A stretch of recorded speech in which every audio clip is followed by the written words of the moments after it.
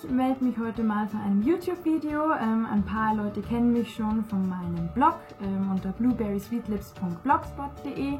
Ich habe mich wie gesagt beim Bloggen versucht, da geht es auch um Beauty, Fashion und Lifestyle.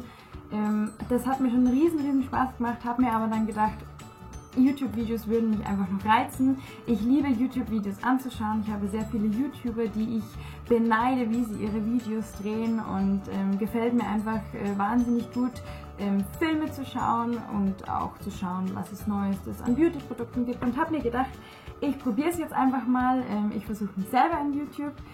Also bitte seid am Anfang noch ein bisschen nachsichtig mit mir. Ich weiß, es können die Lichtverhältnisse noch nicht ganz stimmen. Das ist jetzt mein allererstes Video.